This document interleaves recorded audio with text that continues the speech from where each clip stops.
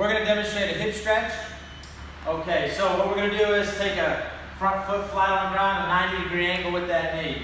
Okay? Angelica's putting her hands down on her knee. She's going to press into that knee so she has a nice tall posture. Stomach is tight. Her ears are right over her shoulder. Shoulders are right over the hip. So what we're going to do is have her tuck her tail or pelvis underneath. So we have pretty much no extension here on the lower back. And then from here, she's going to tighten up this glute and then lean into the stretch just a little bit. So by flexing this glute, it's going to let the muscles in the front of the leg relax, and that's what we're stretching. So she can hold that for a few seconds, then she can come back, relax, get tight in the glute again, lean forward, breathing out, and get a good stretch. So she's not over leaning, she can go further, which everyone tends to do, and get a lot of excessive curve here. That's not what we want. So this is a true hip flexor stretch. You're really going to feel it the way you want to feel it. Great for the hips.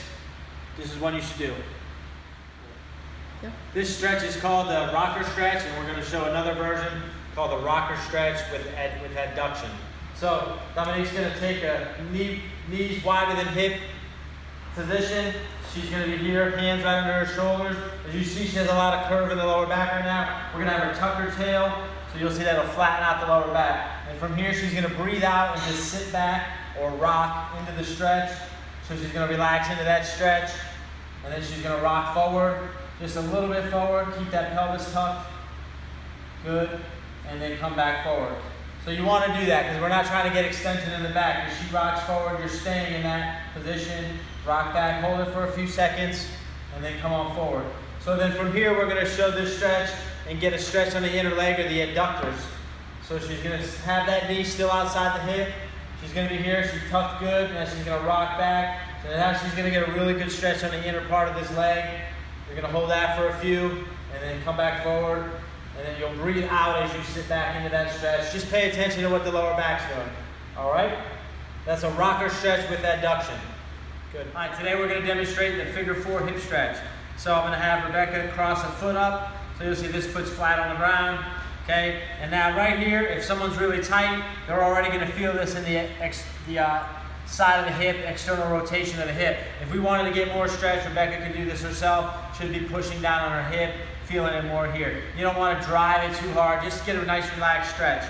And then from here, now we're going to lift this knee up, and we're going to get more stretch in the posterior chain, the glute, the piriformis muscle, so she can reach through her leg. If she can do that and hold, a lot of times, most people won't even need this, and they can just lift that foot off the ground and get a real good stretch. So you'll want to do both sides, pre or post workout.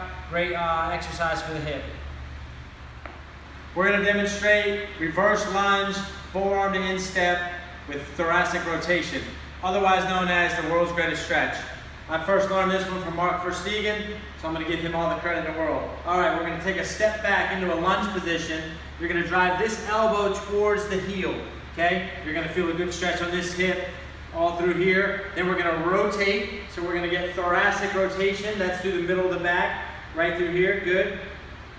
And then we're going to hand back through, reaching through, and then hand to the ground. And you're going to lift that front hip up, and she's pushing this heel. So you're getting a stretch on the calf, on this hamstring. So it's not just a hip stretch, it's a pretty much full body stretch. Prepares you for all work that's going to follow. Good, and another example would be, put your hands on your rib. If people have shoulder issues, a great way to do this is just have them open up the ribs like this, so the movement's coming from the thoracic spine and not the shoulder. All right, world's greatest stretch, do 3 to 4 each side prior to any work you're gonna do, whether it's a run, bike, or lifting some weights, and you're gonna feel real good.